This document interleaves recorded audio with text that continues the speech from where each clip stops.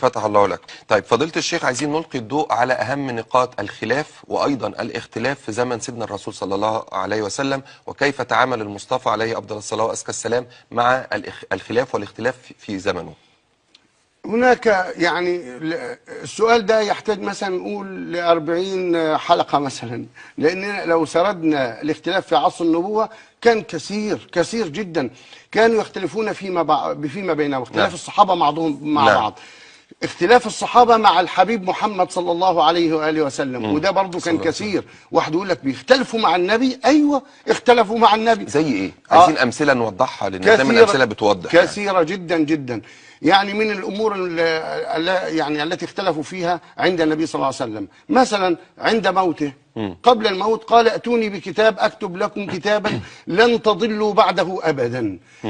لما خلاص عايز يكتب وصيته، مع ان الوصيه موجوده، لكن يريد ان يكتب الوصيه ويشهد عليها الصحابه جميعا حتى يعمل بها.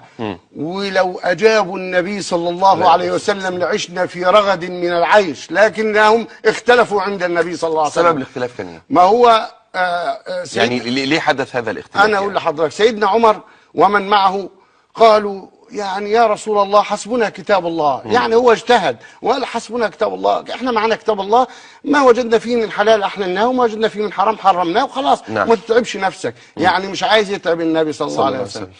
وخذ الصحابه قال: لا، لابد ان نطيع الله ورسوله، واطيعوا الله واطيعوا الرسول.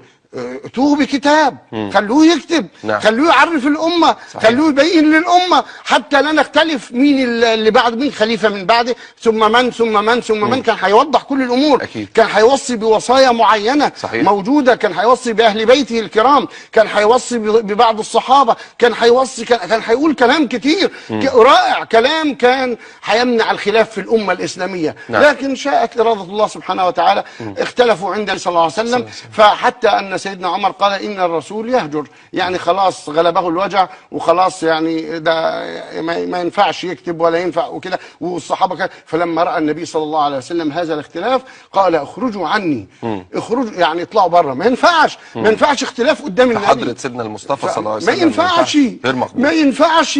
وما كان لمؤمن ولا مؤمنة إذا قضى الله ورسوله أمرا أن يكون لهم الخيرة من أمرهم. ما ينفعش نختلف عند الحبيب محمد، ما ينفعش الرسول يقول: ائتوني بكتاب واحنا نقول لا. طب ده معلش، ده مشفقين عليه، ما فيش حاجة اسمه مشفقين. فهذا اختلاف دار بين الصحابة. ورفع الأصوات في حضرة المصطفى، ده ذكر يعني. الله يفتح عليك، رفعوا أصوات أمام المصطفى صلى الله عليه وآله وسلم. ولما ارتفعت الأصوات أمام النبي صلى الله عليه وسلم قال: اخرجوا عني. يعني ما ينفعش اختلاف، لأن الاختلاف سيأتي بالشياطين، ولا يمكن يكون عند النبي شياطين، ليس عنده إلا ملائكة. إذا كان جبريل جاي يستأذنه وملك الموت جاي يستأذنه وجايين يسلموا على النبي صلى الله عليه وسلم وجايين ينعوه ويودعوه وجايين يتكلموا مع الحبيب محمد، وبعدين احنا يا بشر نختلف امام سيد البشر صلى الله عليه وسلم؟ لا يمكن ابدا، ما ينفعش.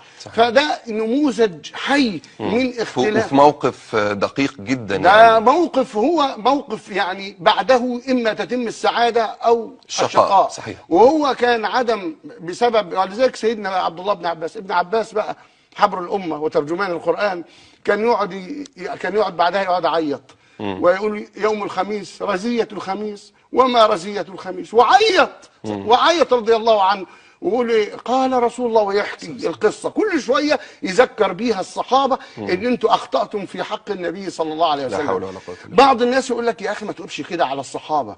اقول له: يا اخي وانا ده انا بقول لا يتقول عليهم، هو بيذكر واقعه حدثت. ده لابد ابن عباس ان يذكر، ولا بد لحسن ان يذكر، والاستاذ هاشم يذكر، كلنا نذكر. لان تاريخ، ولابد ان احنا نعلم ان احنا قصرنا في حق النبي صلى الله عليه وسلم. وبعدين خليني اقول لحضرتك عليها افضل الصلاه والسلام،